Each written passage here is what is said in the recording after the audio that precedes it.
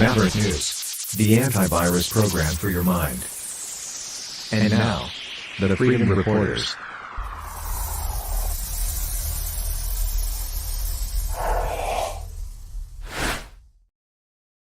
And they spray painted the Liberty Bell, took down the American flag, burned it, and put up the Palestinian flag, all because Benjamin Netanyahu came to Washington. And at 8 p.m. Eastern, Joe Biden will address the nation because he is alive, or so we're told.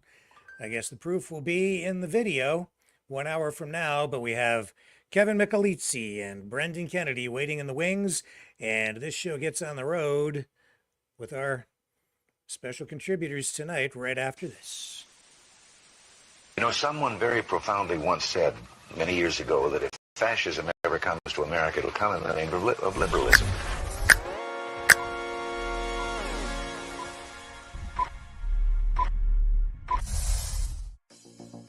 Well, I think it's time we ask ourselves if we still know the freedoms that were intended for us by the Founding Fathers.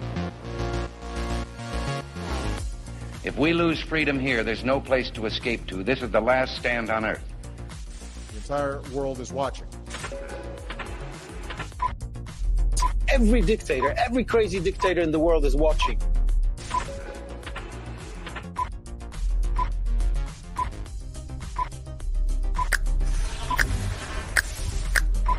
The world is watching. On TV. The entire world is watching. On social media. But the entire world is watching, and yes, they are seeing what we have apparently bravely been willing to say that others are thinking. Stand for freedom. Literally stand for freedom. Let's get this done. The entire world is watching. We're at war with the most dangerous enemy that has ever faced mankind in his long climb from the swamp to the stars. Maverick News. Maverick News. Maverick News. Let me have more control of my own destiny. The world is watching.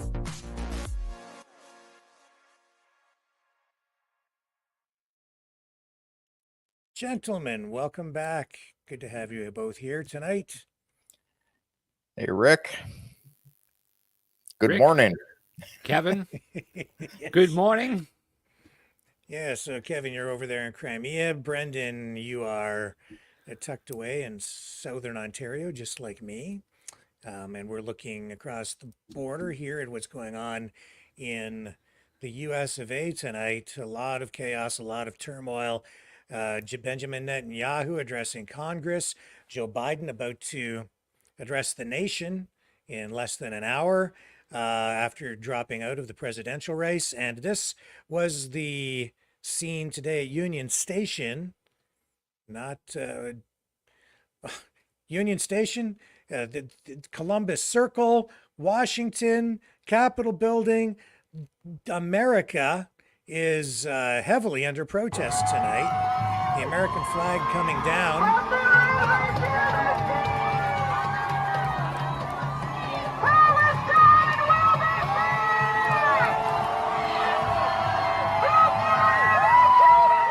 As a result of this, many arrests made here.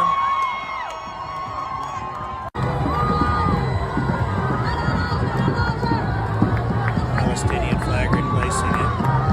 Burn that shit! Burn that shit! Burn that shit! Burn that shit! Burn that shit!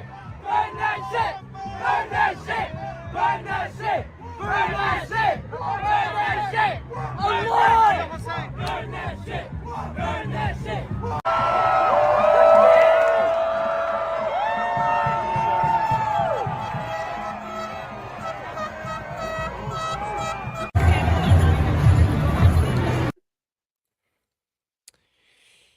Okay, I'll just throw it over to you guys. Well, I'll be the first to cut some Go blood for here. it. All the useful idiots have come out to play. That's for sure. Here, that's what we're seeing here. I don't understand, in my very busy work schedule that I've had lately, is there's a lot of organization that we have here. This didn't just happen overnight. Like, this is entirely well organized, and very large. Did they come out with any arrest numbers today, Rick? I don't. I think it's too early to have anything accurate, but many arrests, and I'm going to bring up some video to actually illustrate and reinforce what you just said. It's not entirely, just organic. It is organized because we have video of protesters being bussed in. I don't know who's bussing them in, but definitely being bussed in, as you'll see in this video. Getting off the bus carrying pro-Palestinian or Palestinian flags and pro-Palestinian, signs and things. So. No, and the wearing your mask. Don't forget to wear your mask. Yeah. So I don't know. Do you have any comments or thoughts, Kevin, on this? Those are tourists, and they weren't bussed into protest. That woman's actually an artist, and she's doing a landscape. And you guys have to get back in, on the right story here. This is what you see all over. You see, I don't know. God, I hate to go to, our favorite neighbors to me, but this is what you had back in 2014. This is what you get all over the US and Canada, Europe. These people organize, they bus people in, they pay them to protest. You get so many young people because, hey, they tend to be starving college students and a bit of fanatics. And this is what you get, but they never let you see the buses unless somebody like there captures it out a window somewhere. They want you to think it just happened. So, Brendan, these people just woke up that day and decided, let's go out and protest. Am I allowed to swear? A little bit, yeah. Bullshit. Absolute bullshit. No. Take a look at this. You got something queued up there? Yeah, it's just so this is a picture of what's going on today. Look at that. They all just went and bought the same color shirts today. Oh yeah. It's kind of hard. Yeah.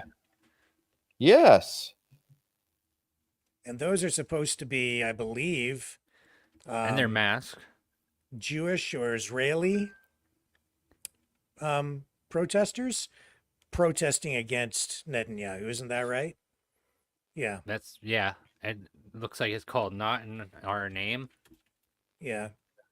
Not in our name. Yeah, because they're Israeli, but I think they're Jewish Americans or whatever. I haven't read that article, but I'm certain that these are Israeli protesters, but protesting against Netanyahu, Likud, and the military actions that Israel is taking in Gaza. And I think they had some other banners up. This is inside the Capitol building, and they had banners up saying, Netanyahu, stop the genocide, stuff like that, of course. And they actually have a history of committing insurrections in public buildings. Yeah, interesting, that this is not treated the same way as the J6 protesters, and yet they're inside the building. Different rules for different protests, I guess. Yeah, I don't know. How many of them are really Jewish Americans or Israelis? I think that's Rick. You know this as well as Brendan and I do. Pretty much a scoped and cropped photo. Well, I mean, I've seen wide shots. I've seen video of it. I mean, there were a lot of people in that building today, all wearing these red shirts, and a lot of arrests were made as a result of that protest. But did they all look organized. Jewish? Yeah. Did they all look Jewish? Right? Yeah. Yeah. No, and it's the same with campus protests. They it's pro-Palestinian protests, but if you really go in and ask who they are or find out who the protesters are, I think you'll find the usual suspects, the people who are always out there protesting, particularly from the left side, the BLM, the Antifas, the people who just come out for the party. Some people get paid. It's the usual suspects who come out to these things over and over and over again. And in the years that I covered a lot of protests in my day, and yeah, you see some very familiar faces over and over and over again at these things. That being said, I do believe the country is, in a way, under attack because of these protests, but it isn't. I don't view this as being specifically related to just Gaza. I see this as political. It's an ongoing political movement to drive toward a particular political agenda, and that tends to be on the left. That's what these protesters are, in my view. Yeah, like most protests like that. Yeah. Yeah. So it's the same people. It's the Occupy Wall Street crowd. It's Antifa. It's BLM. It's people from the left. They love to protest. They're just perpetual protesters. That's what they do. I've seen them. Here in Canada, I've seen the same thing. And on the rare occasion when they actually do get elected, they tend to self-destruct because all they know how to do is protest. They love protesting so much they end up going out and protesting against themselves. I've seen it time and again. It's like a well, dog. We're in power now. What are we going to do? Well, let's protest. It's a dog chasing a car, and then the dog catches a car, and then the dog doesn't know what to do with the car. Yeah, but it is, in my view, I think it is terrible. Myself, I think today what we saw was behavior that just went way too far. I'm not in favor of this. I don't like it at all. I find it disingenuous to some degree, extreme. It is sincere. It is genuine insofar as that I believe a lot of these young people really do hate America, and they're quite eager to burn the flag, and they do want to usher in some sort of a revolution in their minds, right? But I personally, I don't like this behavior. I don't think it ever has to be like that. So I'm never in favor of any kind of violence or vandalism, but this is what we've had a lot of today, and I find it extremely distasteful, disturbing, and I have many examples of this kind of terrible behavior to show you tonight, unfortunately. Yeah, and not referring to the supposedly official Me Too movement, but it tends to be that Me Too attitude. They get these groups of people who are paid, or professional protesters, we'll call them, but they stir up a larger crowd. And, a lot of times, I mean, Rising Dragon's shown us that people don't know what they're protesting about. Yes, that's right. That's very true. You just have to go in to ask a few questions, and their ignorance will be on full display. And the other thing that I found very, well, I mean, right here, I'm going to run this clip. And does this person look like she's Palestinian? Does she look like, just, I would say more likely from a middle class or upper middle class, maybe even a wealthy family. And there's a little confrontation. This is, I believe, in the Columbus Monument. Can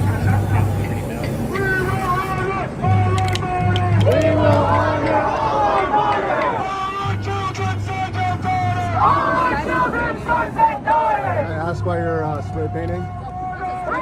I'm just asking. That's my job. What do you mean it's your job? It's my job to ask questions. What are you doing here? You don't support Palestine? I support the free speech of the United States of America. Do you support Palestine? I lived in Jordan for 6 months, and I believe America is the last hope that we have. That's what I believe in. So get the fuck out of here. I'm here doing my job. Over here, guys. Zionists. Yeah, okay. Zionists. Okay. Zionists over here. Sure. Zionists over here. باقي عربي كويس. باقي عربي. Yeah. Ano ko stupid Jordan? Don't take it back. Ah. You're a liar. You're a liar. I heard what you said. Everyone heard what you said.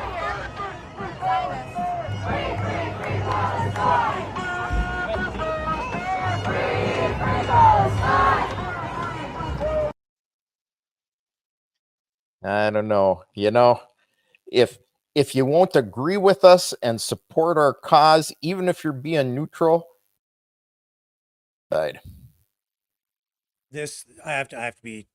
This honestly does make my blood boil. This one here. It's me personally. Okay. This is me because this is the Liberty Bell. Look what they did to it today.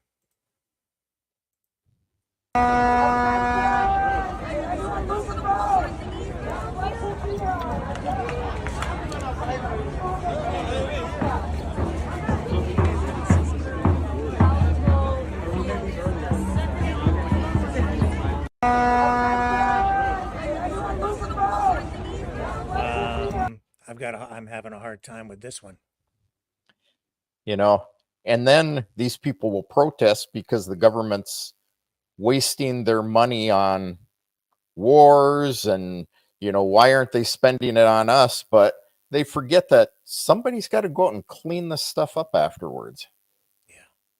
If it can ever actually be fully restored. If you're an American citizen and you're going to destroy the Liberty Bell, you're destroying a piece of yourself. Yeah. I get the anti-colonialism. I get that it, you know, Columbus. I understand their position. I don't agree with it, but I understand it. But I still don't think it justifies that. Even if you agree with them, I don't think that justifies what they did there. There are other ways to deal with things. That's my position. I'm appalled. And I think a question here needs to be asked. With the way everybody's wearing the keffiyeh, I can never pronounce that. Is it keffiyeh? It's because we're Canadian, Brendan. I struggle with it sometimes too. Keffiyeh. Okay, so with keffiyeh. Is it cultural appropriation with how they're using it? It's a legitimate question. Their rules, not mine. Yeah. I did not make the rules. They made these rules. Mm-hmm. My daughter got accused of trying to appropriate African American culture because she wears her hair in a braid. You know, it's like, oh. So yeah, it is cultural appropriation. And historically, hair braids come from the Norse and the Vikings. Yeah. So all of this because Netanyahu addressed Congress today, and he actually used the same words you did, Brendan. I don't know if you used those words useful idiots, because you saw what or heard what he said earlier, but maybe you're just, you know, connected through telekinesis or something. Maybe Benjamin Netanyahu is exerting mind control on you. I don't know. Get in the right mindset, Rick. That was not Netanyahu. He's wearing a mask. Oh, that's right. It's his clone, actually. Yeah. The anti-Israel protests that are going on right now outside this building, not that many, but they're there, and throughout the city. Well, I have a message for these protesters. When the tyrants of Tehran, who hang gays from cranes and murder women for not covering their hair, are praising, promoting, and funding you, you have officially become Iran's useful idiots.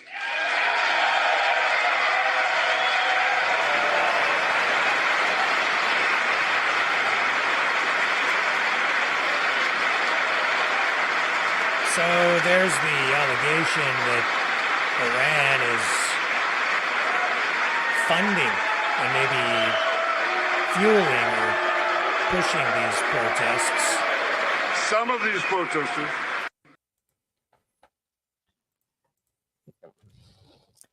You know, for me, it comes back to the same thing. If you're not with us, you're against us. I have no words. I could go all over the place with Netanyahu's speech, but I wasn't sure if I was listening to him or Putin or Zelensky or good old Sleepy Joe, depending on what I was listening to in a speech. Everybody is anti-Israel if they're not pro-Israel. He went on in his speech, and this is why I make this statement. Excuse me. He goes on in the speech and says these people are all supporting Hamas. So you have people out there, maybe some of them honestly protesting for Palestinians, but if they're protesting for Palestinians, they're protesting for Hamas. So there's this narrative in all of it. All of it. Brandon? Well, I called them useful idiots because of what Yuri Bezmenov said, that there's always going to be people that they take advantage of. And like all these people that are there right now, they would be the first ones to be thrown away after the revolution. Like, they are absolute useful idiots. I don't have an opinion against one way or another against Netanyahu. I think he's all right. I don't know enough about him, though. I honestly don't. But for me, it's not an opinion against him, but it's the same thing. I viewed what was going on in Congress during his speech as more useful idiots. You mean the members of Congress being the useful idiots? Yes.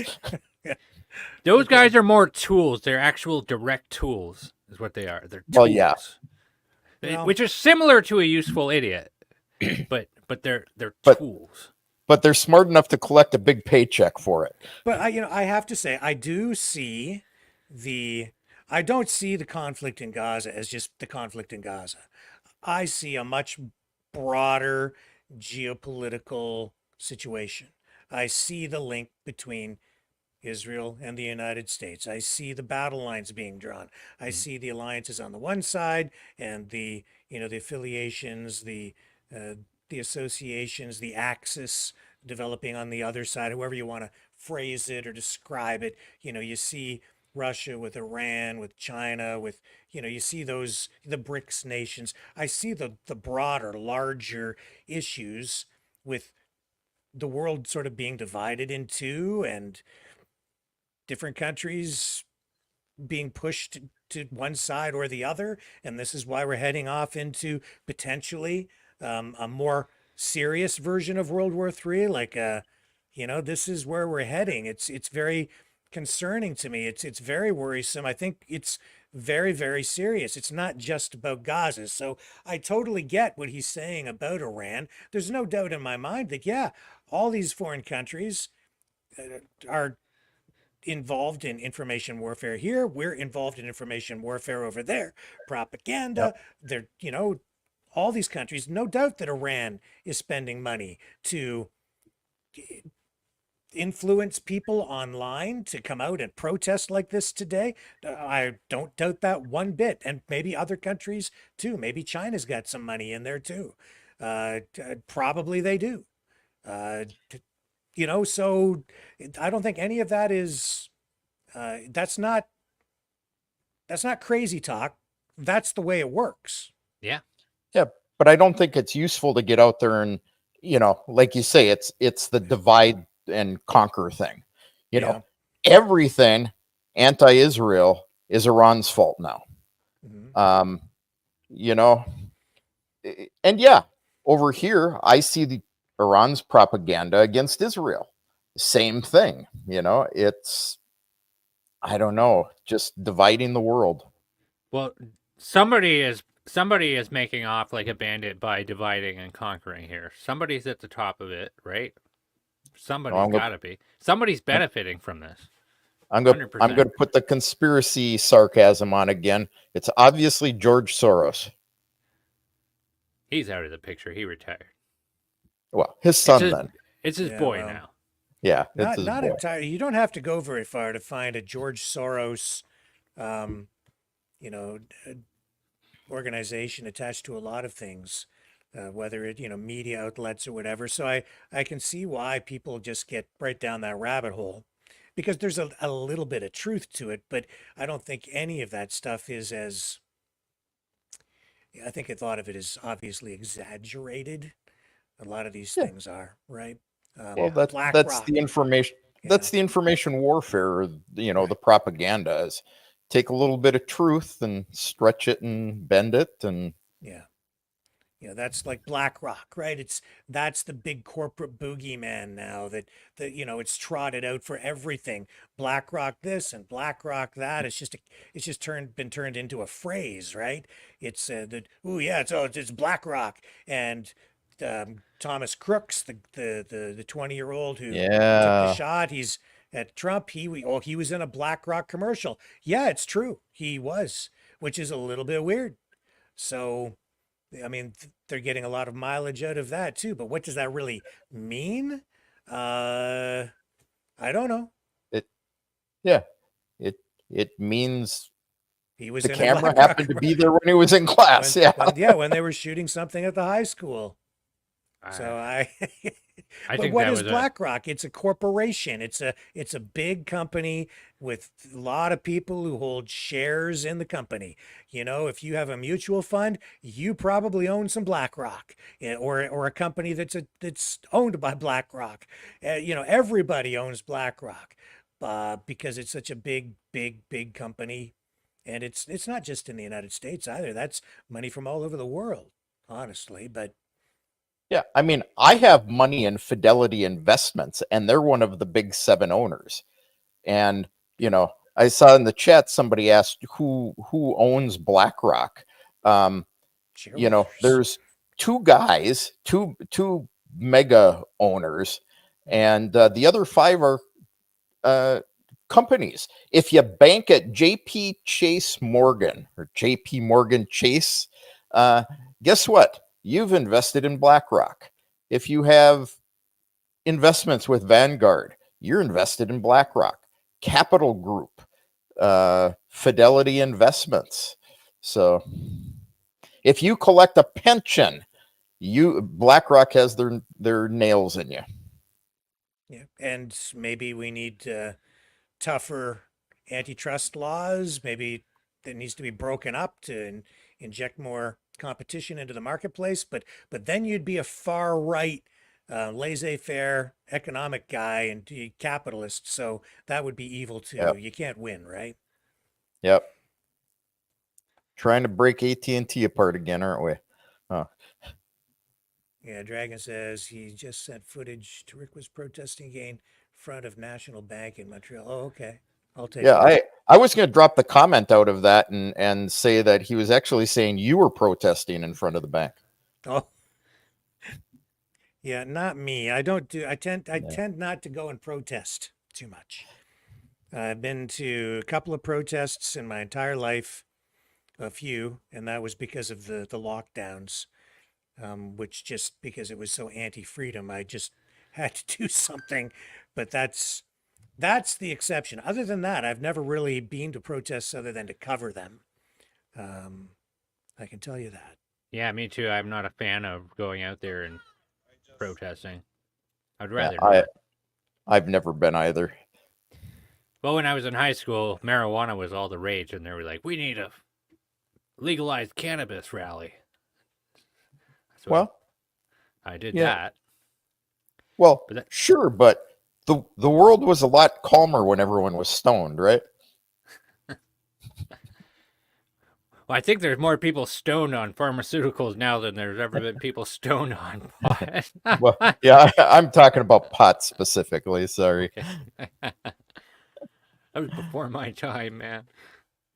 Well, I mean, honestly, like, I get that it's not entirely organic. I get that it's organized. I have to say that today I've about had my limit. Okay, I've about had my fill. This is, for me, it's too much. I don't like it. I have to editorialize. I don't like this stuff.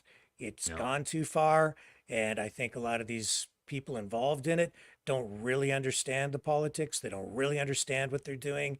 And it's not productive. You can disagree with Netanyahu, but this is just too damn much. If you took Israel away from the Jews today and just gave it to Palestine, just like that, everybody with any inch of Jewish heritage in their bloodline would be witch hunted down and killed. Like, that's just what do you want? What's your objective? They don't have an objective. They want free Palestine, whatever the hell that means. They don't even know what it means. I don't even know what it means. Do you guys? Oh, I know exactly what it means. Yeah. It means they want Israel wiped off the face of the planet. They want all those Jews to leave, or worse. So that's what it really means. But the problem here is that it's also the same way the other way. The Israelis want the Palestinians gone too. They're tired of having missiles launched at them. They feel like there's this constant existential threat, that they're in danger of being wiped out after having gone through the Holocaust, and the way that they view things, they're under a constant state of siege. So they feel like they need to control that area for security reasons, so that there are not rockets launched against them. Both sides see the other as an existential threat. They think that the only way to really ultimately deal with it is to get rid of the other side. So we're at this, we've got these two extreme views, and everyone's like, well, we'll just have a two-state solution, but it doesn't really work because both sides don't see that as really an option at this point. They both want to exterminate each other, either by expelling them and sending them to some other place on the planet, or by killing them. So that's what we're faced with. Yeah, exactly. And you know, I see the point. I've got lots of Jewish friends. My co-host is Jewish, and I've heard those same things as well. You know, our people are afraid of constant bombs and things, but he never sees the fact that they actually do some of the same stuff to the Palestinians. You know, and I'm leaving Hamas out of it because I think they're best left out of that discussion, you know, as far as that goes, because I don't think the Israeli people are much different than the Palestinian people. It comes down to the fanatics, you know, like you said, Rick. They've both stated that they want to eliminate the other side. Right now, they all go, oh, no, never said that. But, you know, it's on public record. We know they have. Yes, they have. Yeah. And but you know, for me too, what's going on here in Canada, in the United States, on campuses, at these protests today, these protesters, no need for that. That only makes things, honestly, worse. That doesn't really help. It just ramps all this stuff up, gets us further away from a real solution. It really, truly does. And I think that that's because you have other governments, you have political action groups, activists within our countries who honestly are who exploit what is going on in Gaza for their own political purposes here. So if you're a far left socialist or a communist and you want a revolution, this is a way to get people out into the streets. If you're a foreign government, this is a way to destabilize the United States by, you know, creating chaos just to one degree or another, by encouraging people to get out there and protest in the streets. You get all these players. No wonder things are chaotic. And it's not even just foreign actors, it's opposing political parties where they get into the mix too, where the Democrats try to stir things up so that they get whatever they want politically. In fact, there was, and I don't know how accurate or truthful this is, but there is tonight a post on social media from a guy. How's that for accuracy? Let me find it here so I can be accurate. Some guy. There's some guy posted a thing on social media involved in data collection, and they're claiming that they have tracked over 200 cell phones of belonging to protesters who were previously at a Kamala Harris event like yesterday, and then they're protesting in the streets tonight. Well, man, maybe I've lost the clip. I mean, that's a natural assumption to make anyway. Yeah. Yeah. Like, that's nothing new. I have a big question, and I found this footage here from the protest today, and I think it's worthy of taking a look at. Sure. So, I want you guys to count the number of police officers per the amount of people.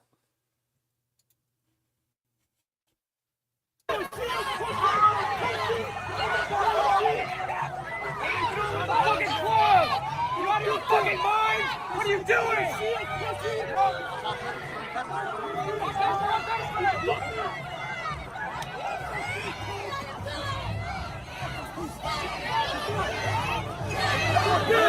You can't!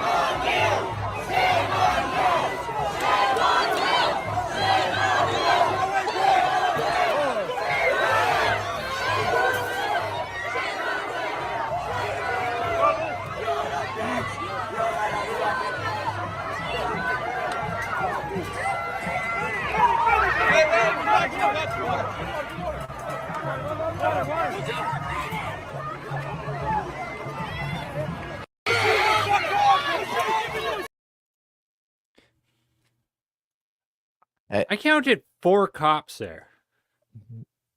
Yeah. Yeah, maybe. Today they bust into the Capitol, reinforcements from the New York Police Department, and then swore them in as Capitol Police for today's protests because the police there were so outnumbered, they had to bring in more, but because the protests were massive today. I'm feeling extra sarcastic this morning for some reason, but that darn police brutality we just watched in that video. And the one cop's trying to hold all those protesters off with what? A can of pepper spray? Yeah. Yeah, Tough job, I have tough gig, eh? I have wasp spray canisters bigger than that. Yeah, like Me too. I've had my fill of all of this stuff. My level of tolerance for it is eroding. I don't have much left. It's just to the point now where it just seems stupid to me, and I don't like it because I just think that you see the attitude with that young lady, right? It's like, well, why are you here? Are you supporting our cause? If not, then you have to leave. Well, no, he has every right to be there. We've seen it on the campuses as well with Dragon. They only allow certain journalists into the public square, right? They're going to restrict access. They actually do occupy space. They occupy public spaces like university campuses, and then they're saying only you can come, or you're allowed, you're not. That's not freedom. That is not a free society. So you want those? You're going to support that? I don't support that. You want to protest all you want, but you can't have free speech for you, but not for somebody else. You can't have freedom of movement for you and freedom to occupy for you in a public place, but not for somebody else. Now you're an authoritarian. And they're the same ones who will complain about free speech if they're told they can't protest. Exactly. This is why I've had my fill of them. They're hypocrites, and I'm just sick of it because they're just full of crap. At the end of the day, they're full of crap. I think that that's not a statement on the Palestinian issue. I'm talking about the protests. That's what I'm talking about. I don't even know if I would call that a protest. Like, this is like a riot or something else. Like, I don't feel like you can go somewhere and commit so much damage to the public and call it a protest still. And then a big question that I really have to ask about is the Capitol Police must be bloody incompetent. There's no other explanation for it. They're just swearing in New York cops today. How many channels of intelligence do all of the law enforcement agencies have all together where they were anticipating this, and then they send those four schmucks in there to try and do something about it? Like, give me a break. What the hell is this? Well, I do see this as a form of an arm or an element of the war that we're involved in. It's not like people showing up with guns, but it is disruptive. It's designed to spread chaos. It's part of this global conflict that we're in. And these guys, I think they are honestly useful idiots because they're just responding to the stimuli that is being injected to get them to act out. My opinion. Kevin, you know, kind of, I mean, you've got a background in this stuff, so you're a professional. How am I sort of in the right arena? You are in the right arena. Yeah. That's why they call it perception management. Yeah. You know. So, my goodness. And I'll tell you, all of these young people out there participating in this, when America is gone, I somehow think that they're going to miss it. And, you know, Yeah. I don't know how much of America is actually left anymore, because a lot of the politicians we have also been participating in this crap. Just in slightly different ways. That kind of shows the quality of the politicians that they're electing as well. Mm-hmm. So yes, you know, divide and conquer. Yes, in fact, I think I said that just last night or the night before. Never have we been so divided, and that is really what's going on. You know, they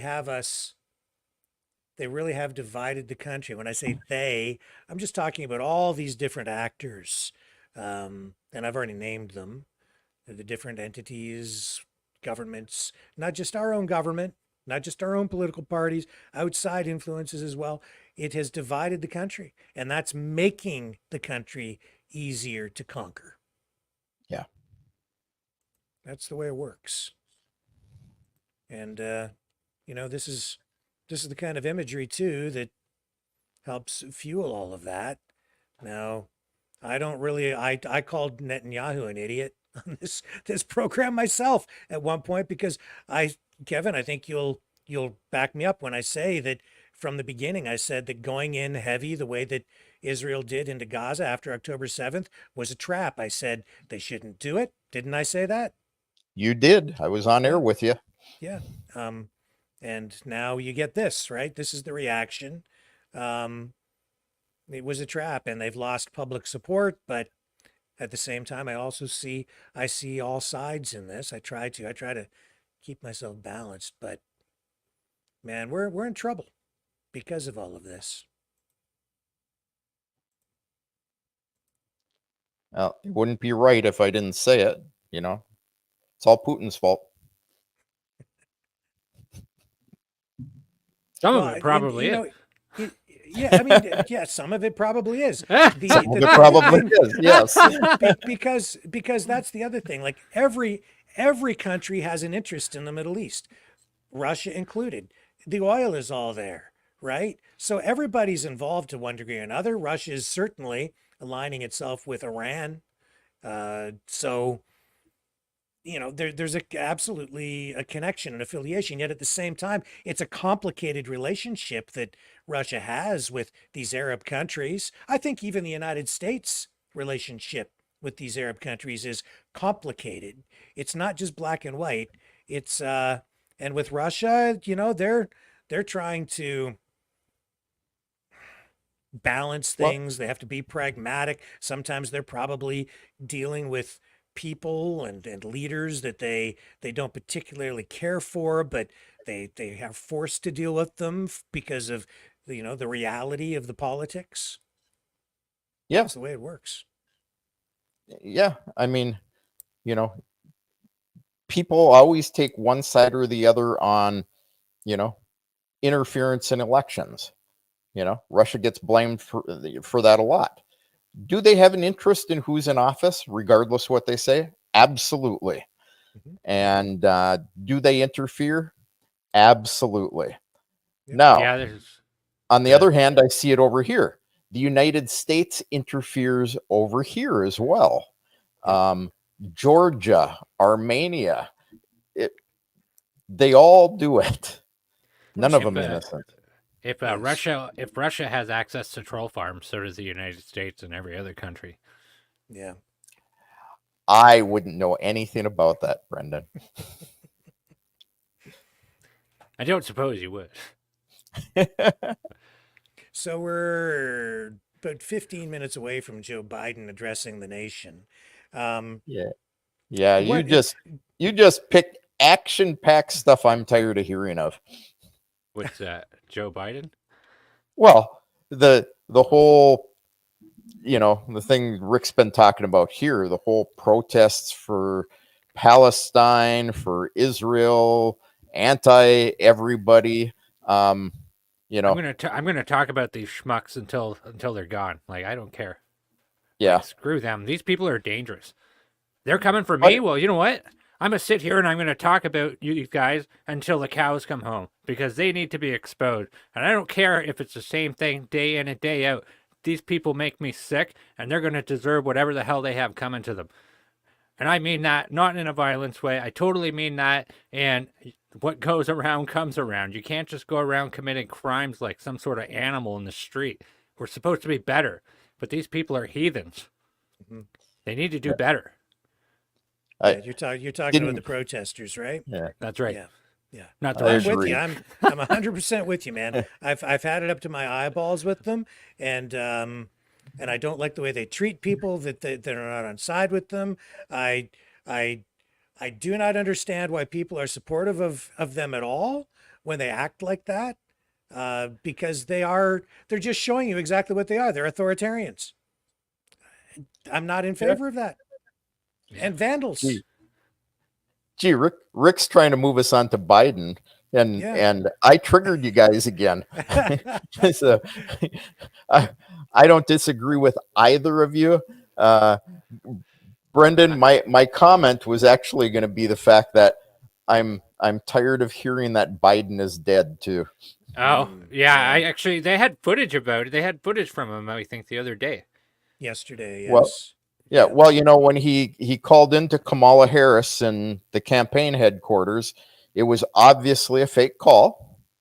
And, now we're going to pull out the story from back a month or so ago that was actually, video from a couple years earlier, that it's not really Biden. They've got him in some guy in a mask, a character actor. Doesn't matter. Shown, they're still going to believe that stupidity. Oh, you don't think the Secret Service has a body double for Biden? I would wager he does. They do. Oh, I'm sure of it too, and I've gone that far. I've agreed that for all these world leaders, they probably do have body doubles, so that this guy gets in a car over there and another guy gets in a car over there, so that they can fake out anybody that might want to be, planting a bomb or taking them out. Of course, for security reasons, right? This is why you never know which limousine the president is actually in. That's the same kind of tactic, right? It's just deception, and I mean, reality is they do have a body double for Putin. I'm sure of that too. Just standard security. I know for a fact that Putin has a bodyguard that looks very similar to him. If you see him up close, it's obvious it's two different people. But at a distance where you'd be a sniper or a shooter, some kind of person wanting to attack, it's hard to tell them apart. Yeah. Oh, and I should just to go back to the protests very briefly. in Manhattan. They did actually find a pipe bomb, and they had to send in the bomb squad. This is video of that. And this is another example of what I'm talking about. Like, the things have just gone way too damn far. This is unacceptable. And this is why the U.S. is on a heightened terror alert. This is a real thing. This really happened today. A pipe bomb in Manhattan. And this all related to today's protesting, because it wasn't just in Washington. Okay, that was my question. Was there heavy protests there too? Oh yeah, there were protests all over the place today. So then it makes even less sense. We will pull officers from the NYPD and bring them to Washington.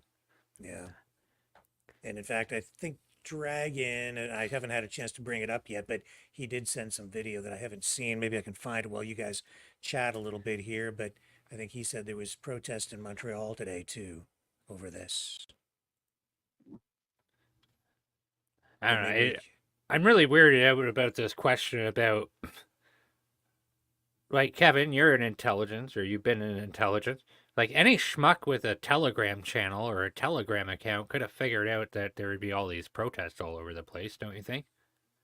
Well, yeah. I wasn't in intelligence. I was a contractor for the DOD. So, but yes, I mean, I was in propaganda. And this is how they detect this stuff is going on. My son actually works for one of these anti-troll farms, which is nothing more than a troll farm. But what they do is they watch social media. They watch chats in these public games. You're playing your favorite online game with 800 other people across the world, and they're watching the private chats. And this is where they detect where terror attacks are going to come from. This is where they figure out where protests are going to be. And gee, if you want to instigate a protest or join a specific protest, like you say, watch Telegram. Yeah. Telegram or Discord, that's a big one. Facebooky or X, formerly Twitter, now, you know, who knows what else in the future. Speaking of terrorists playing video games and that sort of thing, Osama bin Laden was quite the Counter-Strike player. You know that because you played him, yes? No, I saw the video. There's a whole video. It goes down the rabbit hole about what the hell was on Osama bin Laden's computer. It was like the weirdest stuff. Here's Dragon's footage out of Montreal. I just figured that out on my way back home. So. Free Palestine! So that's Montreal today. Free Palestine! But these just constant protesting anymore, right? La Palestine est dans nos cœurs, libérez nos frères et sœurs. La Palestine est dans nos cœurs, libérez nos frères et sœurs. La Palestine est dans nos cœurs, libérez nos frères et sœurs. La Palestine est dans nos cœurs, libérez nos frères et sœurs. Libérez. Ah, that's nothing. That's the Pied Pipers. What that is, it's just play the you just get the beat going, and the mindless fools will follow you anywhere. Yeah, that's exactly what it is. It's, you know, it's a technique we talked about in propaganda all the time. You get that beat going, you know, see, they got me going too. I was ready to go out there and protest with them. Yep. No idea what I was protesting for, but yeah. But it's got a good beat and it's easy to dance to, just like That's all the right. great tunes on American Bandstand. I'm That's here right. I'm here for the Free Palestine. Do you have any left? Yeah. Oh. That is about Just it, a little man. piece for you. That's about it. It Guys, may be excuse me. next. Yeah, One it may moment, be I'll next to an right back. IED, but Man, so I'm just checking in here.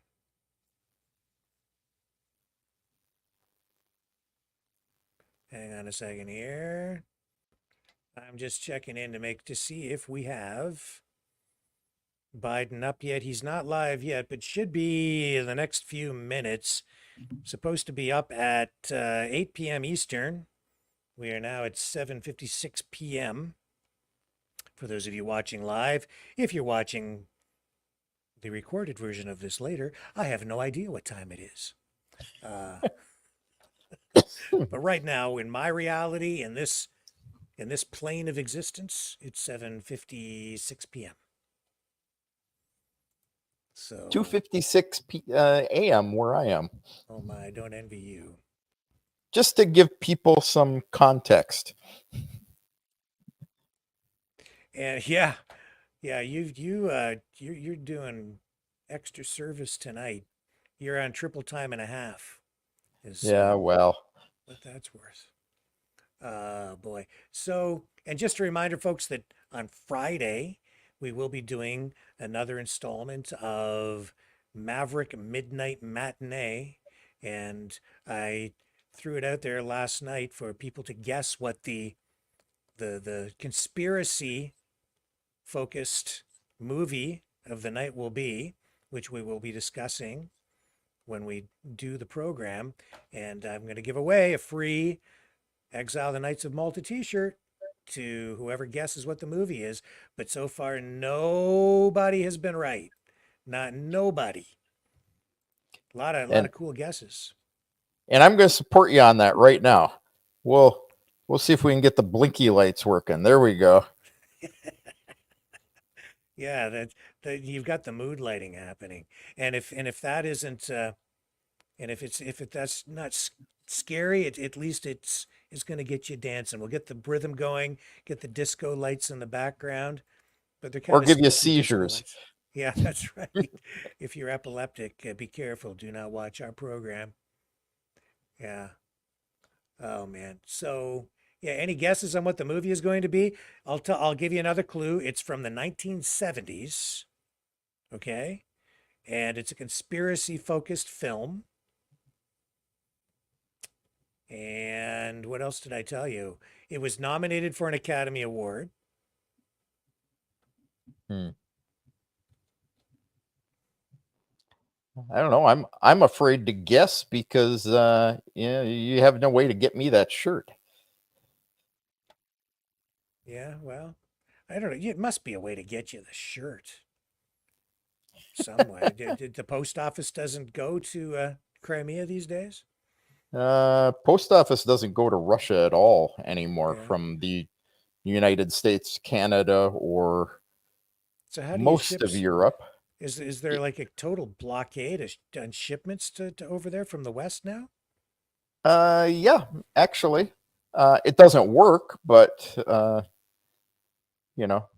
I can get things here through many unnamed countries that are supposedly NATO allies or European Union or are very vocal vocal residents of a neighboring country that still ship all their goods here.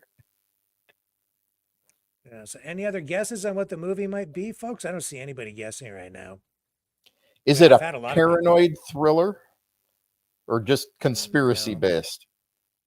Conspiracy based. Not a paranoid thriller. No, I wouldn't say that. I don't know. 1970s, huh? 1970s. Academy Award nominee. I'll go further than that and I'll say it didn't win, but it was nominated. Future World? Nope. Oh. Not bad. Not a bad guess, though. Not a bad Hey, guess. Fonda. What can I say? Art Clark says Conspiracy Theory, 1971. Was that actually a movie? I'm not familiar with that. Is that a real? I don't know. Obviously, that's not the right pick, right? Tron. Tron was from the 80s, I believe, not the 70s. Yes, it was. Yeah, I remember seeing that when I was in school. And the Dodgy Git Show says UN Agenda 1974. I think it was a 72. Well, I'm not familiar with that as a movie, but if that is the case, I haven't seen it, and that ain't it. How to Have a Peaceful Revolution. I think that's part of a different conversation. All the President's Men. Nope. Nope, not that one. Parallax View. Nope. 3 Days of Gender. Nope. The Lincoln Conspiracy? Nope. Good guess. JFK? No, was there a JFK movie in the 1970s? Oh that no, was that was later. in Yeah. the 90s. Yeah. 90s? Yeah, I think Oliver Yeah, Stone. 90s. Capricorn 1. Oh, that was a good movie, but no. Oh, okay. Good film. Yeah, good film. Actually, Capricorn 1, that's the kind of oh, here we go. Biden's up. Woo. Hang on.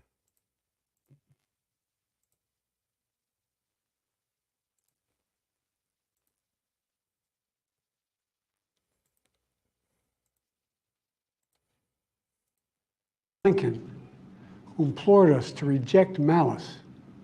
Franklin Roosevelt, who inspired us to reject fear. I revere this office, but I love my country more. It's been the honor of my life to serve as your president.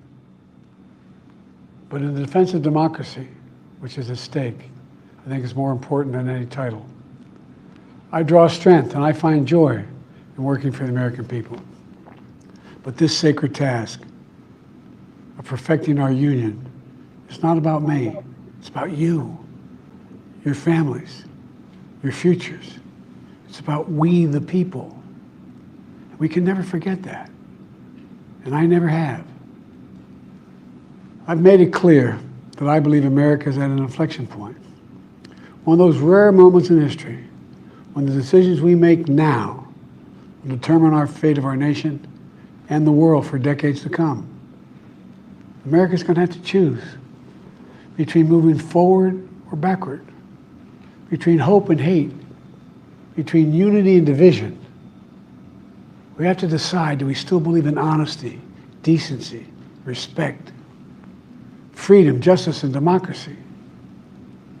In this moment, we can see those we disagree with not as enemies, but as fellow Americans. Can we do that?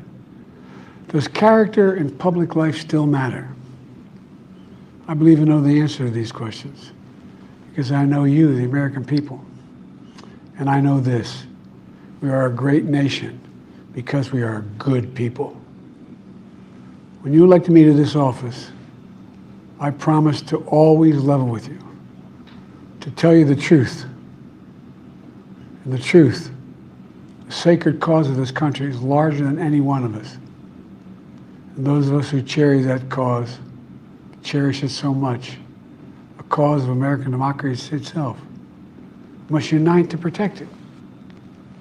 You know, in recent weeks, it's become clear to me that I need to unite my party in this critical endeavor.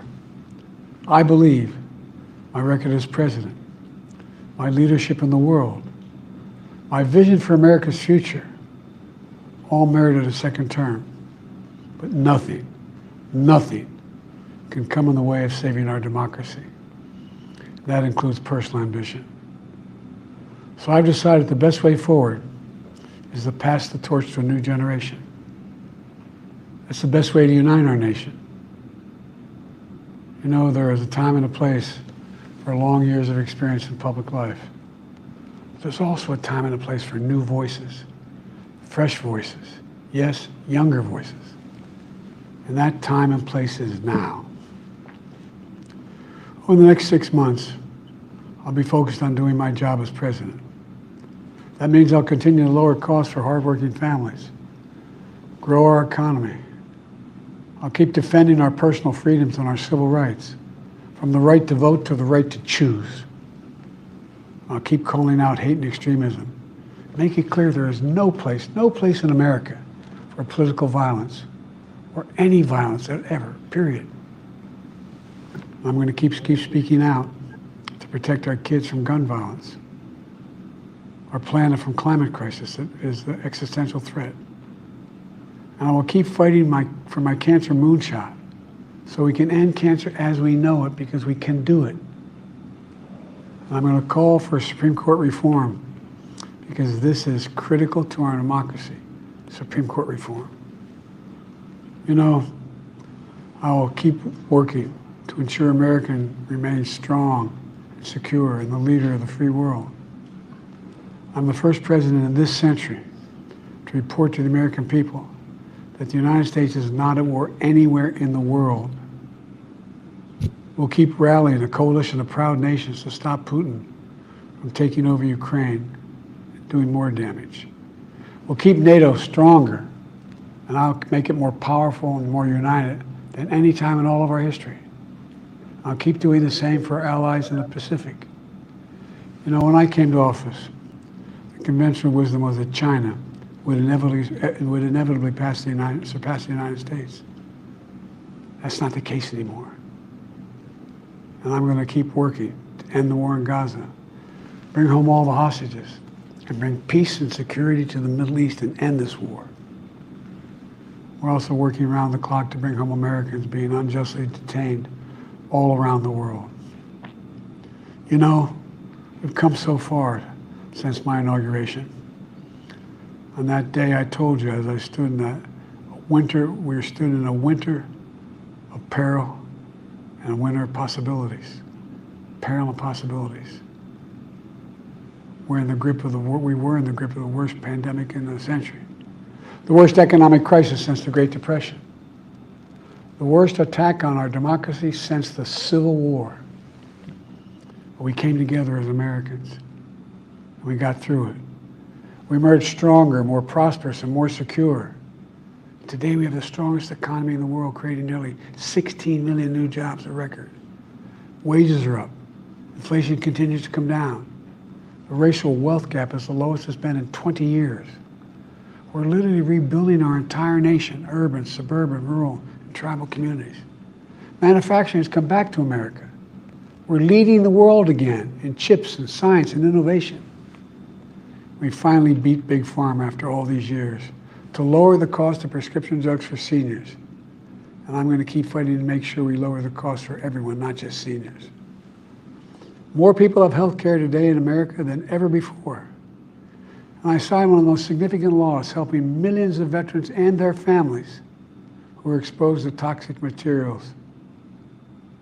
You know, the most significant climate law ever in the history of the world. The first major gun safety law in 30 years. And today, the violent crime rate is at a 50-year low. We're also securing our border. Border crossings are lower today than when the previous administration left office. I've kept my commitment to appoint the first black woman to the Supreme Court of the United States of America. I also kept my commitment to have an administration that looks like America and be a president for all Americans. That's what I've done. I ran for president 4 years ago because I believed and still do that the soul of America was at stake. The very nature of who we are was at stake. And that's still the case. America's an idea. An idea stronger than any army, bigger than any ocean, more powerful than any dictator or tyrant. It's the most powerful idea in the history of the world. That idea is that we hold these truths to be self-evident. We're all created equal, endowed by our Creator with certain inalienable rights: life, liberty, pursuit of happiness. We've never fully lived up to it, to this sacred idea, but we've never walked away from it either. And I do not believe the American people will walk away from it now. In just a few months, the American people will choose the course of America's future. I made my choice. I've made my views known. I would like to thank our great Vice President Kamala Harris. She's experienced, she's tough, she's capable. She's been an incredible partner to me and a leader for our country. Now the choice is up to you, the American people. When you make that choice, remember the words of Benjamin Franklin hanging on my wall here in the Oval Office, alongside the busts of Dr. King and Rosa Parks and Cesar Chavez. When Ben Franklin was asked, as he emerged from the convention going on, whether the founders have given America a monarchy or republic, Franklin's response was, a republic, if you can keep it. a republic, if you can keep it. Whether we keep our republic is now in your hands. My fellow Americans, it's been the privilege of my life to serve this nation for over 50 years. Nowhere else on earth could a kid with a stutter, from modest beginnings in Scranton, Pennsylvania, and Claremont, Delaware, one day sit behind the resolute desk in the Oval Office as President of the United States. But here I am. That's what's so special about America. We're a nation of promise and possibilities, of dreamers and doers, of ordinary Americans doing extraordinary things. I've given my heart and my soul to our nation, like so many others.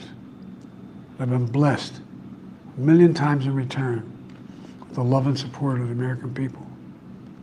I hope you have some idea how grateful I am to all of you. The great thing about America is here, kings and dictators do not rule, the people do. History is in your hands. The power is in your hands. The idea of America lies in your hands. We just have to keep faith, keep the faith, and remember who we are. We're the United States of America, and there's simply nothing beyond our capacity when we do it together. So let's act together, preserve our democracy. God bless you all. May God protect our troops. Thank you. Okay, I'm going first. Okay. The powers and the people. The people. This guy is totally out of touch. Why am I'm just looking at the U.S. version of Justin Trudeau. The power is supposed to be with the people, but the people have lost confidence in the elections, in the electoral system, and in democracy. Half the population at least thinks the system is rigged. Okay, so that's not a properly functioning democracy. He says we're not at war. Are you kidding me? He says the U.S. is not at war. This guy has brought the entire world to the brink of a real kinetic World War III because of his foreign policy. All right? Like, my views on Ukraine evolve over time. It's the current reality. I'll comment on that, blah, blah, blah. But the reality is, it's the Biden foreign policies that got us into this mess. And I think not just in Ukraine, but also in Gaza and in the Red Sea with Yemen. And it just goes on and on. What's going on with Iran? He just doesn't know how to handle it. Why is that? That's because he's a weak president. He's weak. And when you're weak, you're not dealing with people from a position of strength. I don't think that other world leaders actually respect him. They're walking all over him. And it's not that, and it's because he's been walking around trying to carry a big stick when he's weak. And weak not just because he doesn't, not because he doesn't have the weapons, but because he's been incapacitated. He's not lucid. He's not really even the guy running things. And it's people behind the scenes that have just brought the entire world to the brink of disaster. You know, he talks about his economic policies. He says it's the strongest economy in the world. No, it isn't. It's a failing economy on just about every front. He says China, not overtaking the United States. China's a formidable adversary. They have their own sets of challenges, but you talk about inflation. Their inflation rate right now is only about 0.29%. In the United States and in Canada right now, it's almost at 3%, and that's the official number, which is complete bunk. They calculate inflation differently now than they used to. So that inflation is much, much higher than they're letting on. And over the past, 4 years, you've had pretty steady inflation, I think, in real terms of probably close to 15, 20%, probably 15 in the US, maybe 10 to 15. In Canada, it's 15 to 20, maybe even higher. And that's eroding people's savings. That's a massive hidden tax on people, especially people with a hidden income. The result is you've got people, even here in my community right now, out on strike, protesting, striking for unprecedented wage hikes, which we've seen in the auto industry as well, where they're now making like upwards of $40 an hour, and people still complaining that they can't make ends meet even with that kind of money coming in. You know, the situation in Gaza, I mean, again, he talks about the hostages. Well, damn it, if he was a strong president, the hostages would probably be released. Netanyahu ain't doing nothing to get those guys out because he's not really in the true position of power.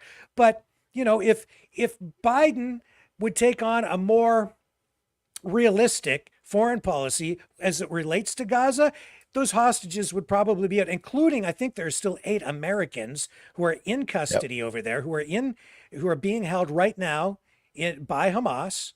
And yet, I look back at the Reagan era, and same thing with Carter. He was an ineffective president.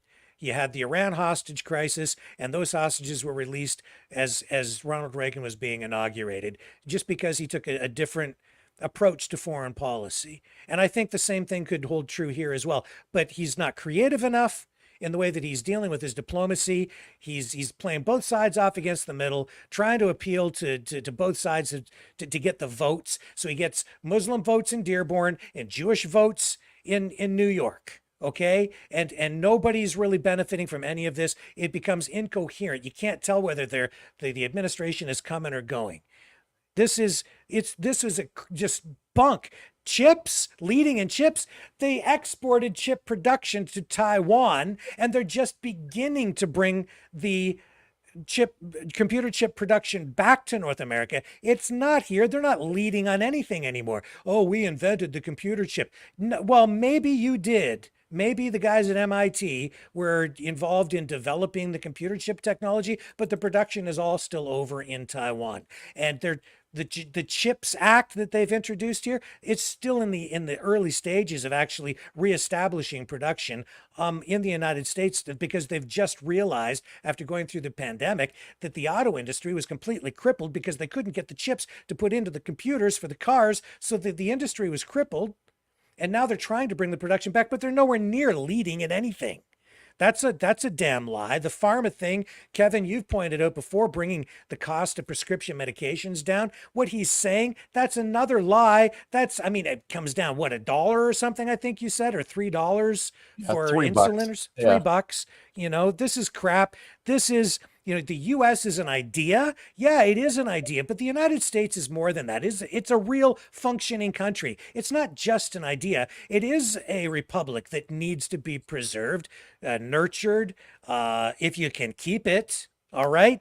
But you have to look beyond. This is just rhetoric. This is just crap that he's spewing, these cliches coming out of his mouth.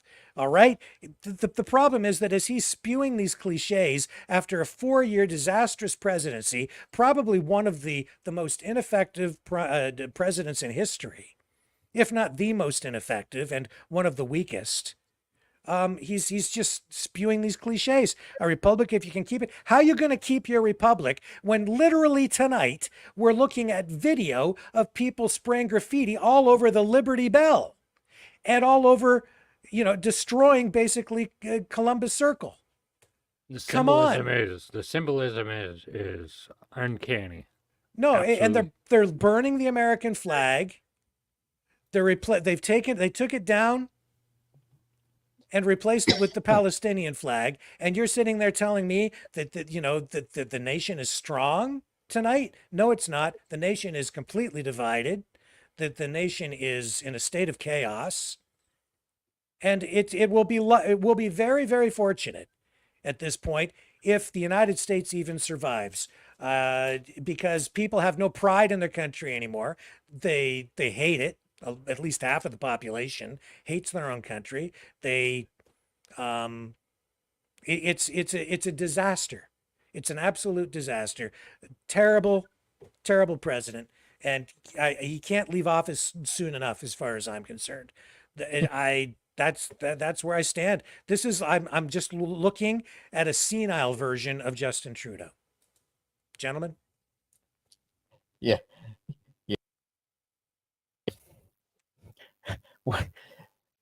The manufacturing of chips things, there's a lot of publicity been made of it, but NVIDIA is a big one that they hold up there, manufacturing their chips in the United States.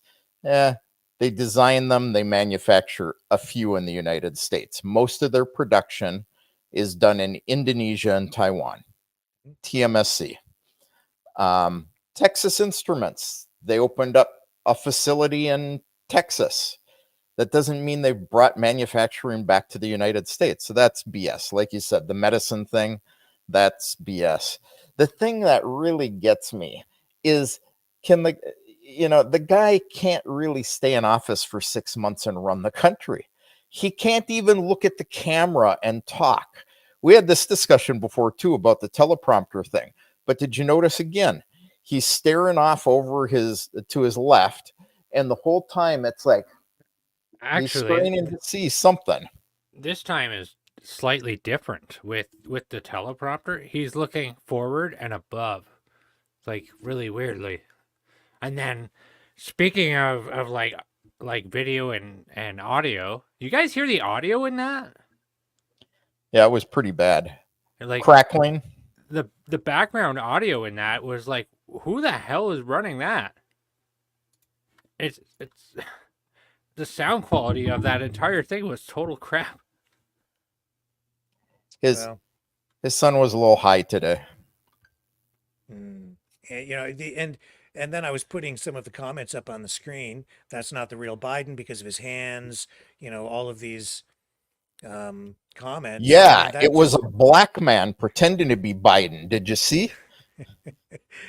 The thing is, again, it just shows how destabilized the country is, how people don't trust anything anymore. People can't even trust what's right in front of them. Not sure what is real anymore. This is another sign that we have a nation that's in severe distress. I think the truth is the same thing I've been saying since he resigned. 4 days ago, my time. You mean when when someone resigned for him? You mean when somebody resigned for him? Yes, because I actually I looked at the the signatures. The signature on that document doesn't match his recent signatures, but if he's truly ill, it wouldn't. I can't make a call on that. I'm not a signature expert, but he's in no shape to run the country. I think he's just seriously ill, and they had to I think the thing I hear over here in Russia all the time is it's a coup. Well, he's dead, and it's a coup. So, a coup, I'd put some serious consideration into that if we use the overused word of coup. He has not been well. He's not capable of running the country. He could not be in front of the public until the elections and win. And there was so much pressure from donors pulling out him. He's spot on one moment, and then he's lost in a daze the next. I think they simply had to maybe give him COVID to take him out and give an excuse for him to not be there, keep him out of the public eye, let whoever's running things continue running things until after the elections, until new president's inaugurated. But basically say, Joe, you're giving things up, and you're going to sit in your office and you're going to shut up, which is why we haven't seen him for 4 days. Yeah. Well, that speech was full of that speech was full of more crap than his depends, and yes, there was no truth in that. I don't even think, did he say step down or resign? Did he say that at all, or did he say just from the election? No, but not from the letter, right? Or not from the speech. Did he say he was like tonight? He said that it's been his honor or whatever to have served as president, and so there wasn't it wasn't like he came out and formally verbally said that he was no longer seeking the election. I thought that the wording honestly should have been different. I would have scripted it differently to just put all of that to rest, but he didn't. No, he didn't. And that's the more smoke and mirrors that we're getting out of the Biden administration. You pointed out, like, with inflation and with manufacturing, and then he said violent crime is at an all-time low. Well, I've researched that, and the fact of the matter is, during his presidency, the FBI changed how you report the crime statistics in the country. And so most of the police departments that were doing it said, this is BS, we're not doing it. So they stopped this voluntary crime reporting program. And then Biden gets to go up there and say, violent crime is at a whole new low. Well, that's because they're not reporting it to the FBI anymore. It's not happening. Like, Does these this are look like violent crime is at an all-time low today? Terrorists! Terrorists!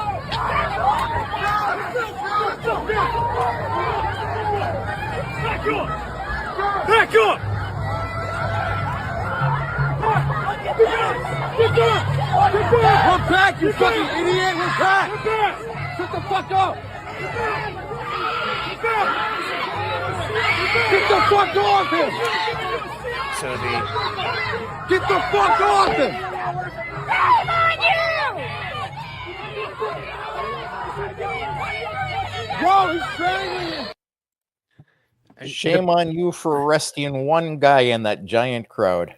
Yeah. The biggest shame here is that this is happening on Joe Biden's doorstep right now. And what does he have to say about it? He said nothing about it. He should have said, enough is enough. Go home. He should have said something like that. But if he does that, that will just inflame things, see? He's afraid. He's afraid to say anything. He should have said something, though. And the other reason, that's you know the other reason he doesn't say anything, Brendan? Because most of these people are Democrats. That's I why. understand that. I understand that. Yeah. But that's not what his job is to do. His job isn't to be partisan like that. He needs to... Yep. They're in his swamp. He's the swamp monster. It's not my swamp. It's his swamp. Pick up your swamp, man. It's his job to keep the country stable. That's one of his things. And when things are getting out of hand, he's supposed to be the steady hand at the wheel. He's supposed to come out and speak to the people and say, let's calm down. Let's come together. He's supposed to be, building up national pride. He's supposed to be a national cheerleader. When there's violence in the streets, he should be addressing it. You're quite right. But of course he won't, because he's afraid, because these people are actually from his side for the most part, just like Trudeau. Right. In fact, Marco Rubio tonight, and I'll try and find you the tweet. I'd forgotten about this, but Marco Rubio has expressed concerns tonight about national security in the United States because of Canada allowing protesters like this into Canada. And he sees these people as a threat to the U.S. I'll see if I can find you the exact post. And I was very happy to hear him make a mention about one of my favorite things. Remember when Joe Biden had said it's going to be the winter of death for the unvaccinated? Well, that was one of the first things he was talking about that in there. The winter of peril is what he called it. Well, screw that guy. He was wrong about that, and he was wrong about everything else he said. Yeah. Here we go right here. I'm more mad about this than I am the Liberty Bell. So here's what he posted on his website. Rubio and colleagues warn of terrorist-tied Gazans crossing northern border. That would be Canada. It says Canada recently increased the number of refugees they will allow to enter on temporary resident visas from Israel and the Palestinian territories, including Gaza and the West Bank. There is concern this may allow Gazans with potential terrorist ties to enter the U.S. through Canada. Given the few reliable records or background checks available, Canada's decision will turn the northern border into a much greater national security problem. U.S. Senator Marco Rubio and colleagues sent a letter to U.S. Department of Homeland Security Secretary Alejandro Mayorkas, urging him to heighten precautions along the U.S.-Canada border. And I can go on, but you've got the idea. It's happening every day. We just had an incident in my town where somebody had set up a human trafficking situation, and they put people on jet skis, carried them across the river to the United States, and then the United States Border Patrol nailed them as soon as they land. That they were transporting 3 people that were moving illegally into the United States. Yeah, I see the threat. I see it, but that's me, Kevin. Am I being paranoid? Am I letting Marco Rubio get the better of me? You're letting Marco Rubio get the better of you because obviously Trump is going to be elected and then he's going to make Canada build a border wall. No, they're not. You know what they're going to do? Just listen to Jackson Hinkle, Tucker Carlson. I think even Tim Pool came out recently. Don't quote me on Pool. It was somebody else. I think it might have been him. They're going to invade Canada and take it over. And if it's not them, it's the Russians, which could happen too. Well. But maybe it's a joint effort. It might well be if I've been looking at some of the QAnon stuff coming in, and it might just be that exactly that. The thing is, when I'm seeing posts like that from Rubio, I see these protests like we've had today. When I see what's been going on here in Canada, when I see CSIS in Canada acknowledging that we have actual members of parliament in Canada who have been compromised because they are corrupt and are wittingly helping to facilitate foreign interference in our political process. To what degree, I don't know, but they're not naming the names. And then I see Tucker Carlson and other, prominent media personalities talking about invading Canada. I don't know how much of that is actually a joke at this point, because everything else is so weird. That might actually be true too. I don't know. For all I know, Joe Biden is a robot. Well, he's definitely one of the most notable puppets. Like, he's definitely very puppet-like. He's not calling the shots, right? He's not calling the shots. No, he's not. I mean, at least that much is quite apparent. I'm wondering, what they gave him so he could actually read that speech as relatively well as he did. He still screwed it up in a couple of spots if you watch. Yeah. So Valium. I just used Rick's favorite tool. If you calculate inflation in the United States the way they used to do it, inflation in the United States is 14.1%. There you go. Did you go to a website to find that? No, GPT. Chat GPT. There you go. Yep. So you can find anything you want to know on Chat GPT. And most of it's pretty accurate too. It is biased because it favors certain kinds of information over others, so you'll find a bias in it, but not bad. Yeah.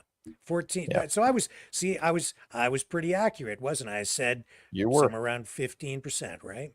Yeah. Yep. Hair higher than under Carter, and I remember those days. Oh, I remember those days too. Yeah. Me too. Back in my day. I remember lineups at the gas pumps. Yeah. Yep. In the 1970s. Yep. What a disaster. 26 cents a gallon to 76 cents a gallon. Yeah. But it's the same signs today. What goes up? Gas goes up, and it affects everything. That's exactly right. But the economy is doing well. Cookies and cream ice cream is selling well. Maybe that's the chips he was talking about. Hey? Maybe. The chocolate chip. The chocolate chips. He has an affinity for ice cream. We all know that. Let's look this up. Sales of chocolate chips. Can we get a graph? Let's see. I don't know. Oh. 7 billion chocolate chips are sold every year. Is that just in the United States? In the United States. 7 billion chocolate chips. I can't get a spreadsheet or a graph. The the annual deficit for the U.S. government dwarfs the number of chocolate chips consumed. I didn't say consumed. That's how many are sold. Yeah. Mm-hmm. Well, you need cheap fuel, affordable energy in order to have a stable, robust economy. It's a requirement. You have to have affordable energy to fuel your industry, to heat your homes in a modern society. That's the main thing. And under Biden, energy costs alone have increased substantially, just like when Carter was in the White House. But that was all because of destabilization in the Middle East. That was because of OPEC and and a reduction in oil output to drive the price up, and they did that because Carter was weak. You mean history is repeating itself? Mm-hmm. It doesn't do that. It rhymes. Yeah. Yeah. And when I say you have to be a strong president, I don't mean that you have to go around threatening to beat other countries up or even carry the country into war. You need to be creative. You need to be sharp. You need to be smart. You need to exercise. You need to engage in diplomacy. And if you really need to, you need to be prepared to use your military as well, if you really, really need to. But Biden has just botched everything. In my opinion, he has. And this is not a political ad for Donald Trump, but he said, a few days ago that people were criticizing him. You went and you met with Putin, you went to North Korea, met with Kim Jong-un, and he said, we should be friends with the guys that have the most nuclear weapons in the entire world. And, that shows more foreign policy knowledge and diplomacy, or at least right thought process, than Joe Biden can show. Yeah, well, there's some common sense in that, right? Yeah. So what does that tell us about Biden? Yeah. And, if you engage in commerce, if you trade with other countries and you try to make each other prosperous, as long as everybody's acting in good faith, then, that can maybe lead to peace as well. Now, I have to say that it's a two-way street always between two nation states. So, it's not always just up to the United States. It depends on what other country they're dealing with too, whether they're actually acting in good faith. And I see that I have to say, I see that with peace protesters a lot too, where they go out, they march for peace, but in reality, they're not really marching for peace. They're marching for a ceasefire sometimes because they want their side because their side is losing. They're marching for chaos. They're marching for chaos. Yeah, sometimes that's what it really. They created chaos today, and that's what we got. That's what they're marching for. That's what the message is. Yeah, chaos. Yeah. Yep. Yeah. Well, gentlemen, I guess that kind of gets us to the end of our conversation, or close to it. I'll kind of throw it out to you guys because we've now witnessed that firsthand that Joe Biden is alive. So we've sort of maybe established that. Although I'm going to ask in the chat: is Joe Biden alive or not? Let's let's just survey the audience, shall we? What do you think, Maverick family? Was that Joe Biden? Is he alive? I'm just waiting to give it a moment in the chat. What do you guys think? Kevin, is Joe Biden alive? Yeah, I think Joe Biden is alive. Is it Joe Biden that we're seeing all the time? I don't know about that. I hear a lot of comments out there that Biden is on his way to Paris. And, he's ill. He can't run the office. He's focusing on the office, but he's going to Paris. People need to understand he actually went to Paris back the first part of June. So that's old news. They're not going to let him get on a plane and make a public appearance in the next 6 months. I think the United States is in serious trouble right now. I think the world is in serious trouble. And we need to, sit back, see what happens without reading into things. Look at the facts, and facts. Not everything you see on social media or on YouTube or wherever you're getting your facts from. Look at the actual facts and make decisions. The Trump shooting, that was a massive Secret Service screw up. The Secret Service agents around Trump right at the stage did a great job. Now, a lot of the other stuff, if you look at facts, was all communication stuff. So you can add the conspiracies. The guy was up there for hours. They, telling the police and everything. Those are all facts, but you can't spin that into a conspiracy theory. Get out of the conspiracy theories. It'll remain a conspiracy theory until facts are released. And even then, the conspiracy theorists will insist that the facts have been modified or hidden. If Trump does release the JFK files, the conspiracy theorists will say that he didn't release everything. So stay out of the conspiracies. That's all I have to say. I'm annoyed about the Liberty Bell, so. Yeah. Well, to elaborate on that, what is it about the Liberty Bell that bothers you? Well, it's history. We've gotten to the point in the world where many countries are trying to destroy their history. It doesn't matter if you remove, statues of Civil War heroes. They were still Civil War heroes. The Civil War still happened. The Liberty Bell. The thing that really pisses me off about that is a symbol of what the United States was and how it became to be.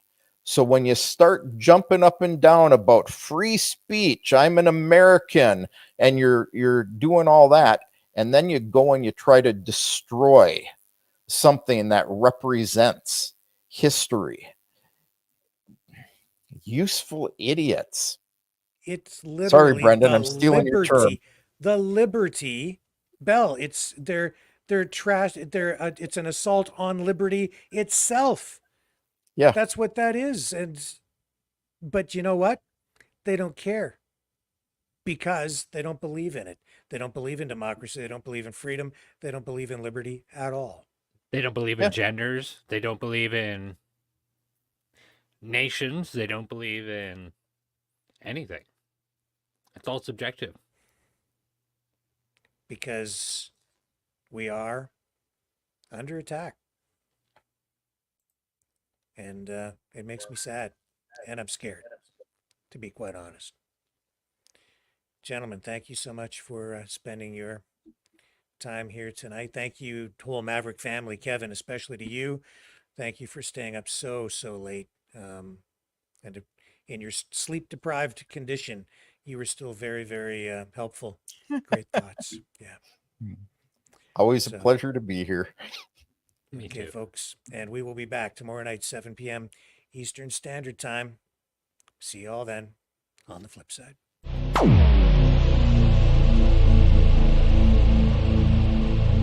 This has been a Maverick Multimedia production.